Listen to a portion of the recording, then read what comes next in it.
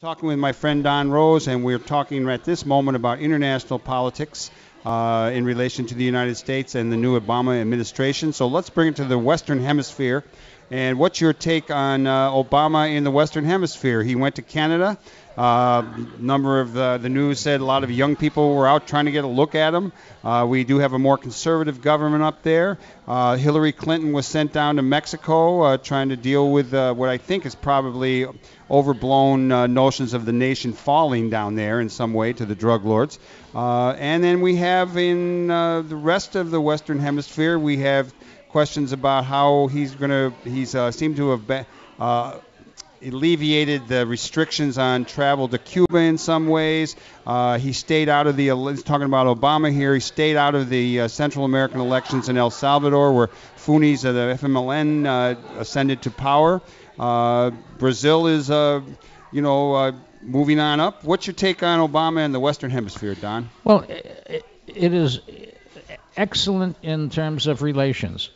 We haven't seen action yet. I don't think we can actually call for action, but he is presetting situations where we can make progress, where we can begin, and I think educating America in a way that we have to change many of these policies. So what he's doing is preconditioning, and he's doing, I think, an excellent job of preconditioning.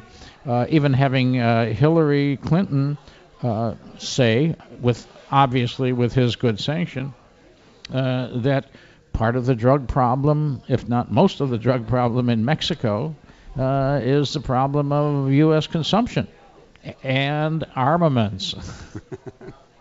Do you think that he will? What kind of pressure do you think he would have internally here in the United States?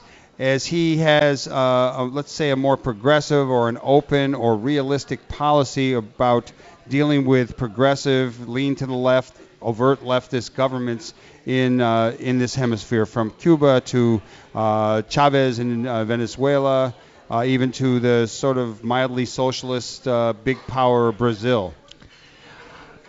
I think all he can do is begin to change our way of thinking, take steps. I don't know how many policies he can actually initiate immediately in regards to some of the socialist and the left movements, which seem to be taking over most of Central and South America. He's got some big jobs here, and if you look at priorities, making significant change in South America has to be, I think, down a couple of notches. But once again, he is preconditioning us. He's taking on a whole host of problems. You know, as somebody said, it's the worst job in the world. That's why they turned it over to a black guy. Well, I know. There was a lot of jokes around that when, when Stokes was elected the mayor of Cleveland, as the city was falling apart, it's like finally the old city machines let the blacks ascend to power after leaving them a lot to deal with. And that's certainly, in one way, it's really true. Bush raped the country and the world in many ways. And I got to say, I'm really grateful that we have Obama at the helm. Well, he is seems healing. like the guy. He is beginning to heal most of the wounds of Bush. He still has many problems, and I think he's not necessarily taken the right steps in solving some of them. Well, let's look at that. I like your notion of Obama educating America, and he is a community organizer on the highest level now, and he's about teaching, he's about bringing people together, working out contradictions. But he certainly is not perfect. And there's a number of, I hear this stuff, I kind of trust him because he's Obama and I'm going with this program, but I wonder about the economic stimulus. I wonder about was he soft or hard on auto in relation to where the financial institutions. What's your take on some of the big programs that he's initiated and whether they're good or bad, positive, negative? Where's it all going? I have great fears about the potential success of his bank salvation program. Not not only the issue of success, but even if it begins to solve the problem, he is putting more of the taxpayer at risk.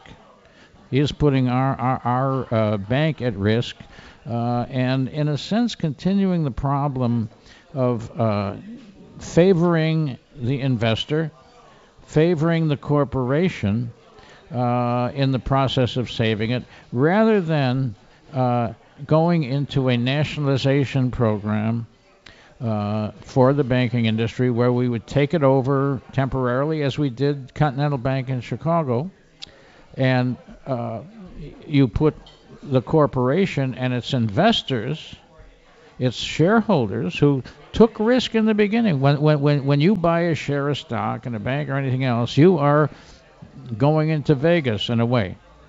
And you've got to expect you might lose. Now, what he is doing right now is guaranteeing most of the risk of the investors and the corporations rather than the taxpayers. So we and our children and grandchildren and maybe great-grandchildren are going to be at risk from the more at risk from the kind of program he's undertaking now. Now, it might work, but I suspect that sooner or later he's going to have to shift to nationalization. Do you think this is his choice now to go this way, or do you think it's pressure? I mean, we never know. Once you get in, how much other things are, what secret stuff is going on, the military, the power of banks, I just don't know. Do you think Obama, this is the way he wants to go with kind of shoring up the financial institutions and favoring them, or would he rather go the nationalization route? I think he has made a decision, excuse me, I think he's made a decision to play to Wall Street because people are beginning to look at the success or failure of his programs and judging it by the Dow Jones and the NASDAQ indexes. These are the only ways in these early days that people are making the judgment as to whether he's working. The Dow had gone down almost on a straight slide from the day he took office. He has recently turned the Dow around, partly by talking it up, which people can do. The right person makes the right comment one day, and you can gain or lose 200-300 points.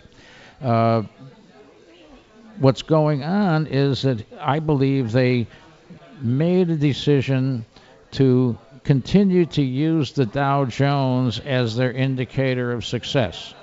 At one point, he said we must not pay attention to these gyrations, which is the right point of view. And by opting against nationalization, he is playing to Wall Street. I think it's a clear decision, and I think it's based on that perspective, that as long as they can keep that market index boosted, he looks successful. Now, the next move will have to be obviously a further stimulus. The first one was not insignificant, I shouldn't say that, insufficient. He is going to need another stimulus, and he will, this is how one thing plays on another. He can say, look how good I've done so far. The Dow is now up, 2,000 more points. It's working, so let's do more of it. Now, that's a legitimate approach, but you can hit the wall there. I think you do ultimately have to change the policy unless this man turns out to be incredibly fortunate and we see international market forces making a recovery that we don't yet see in sight.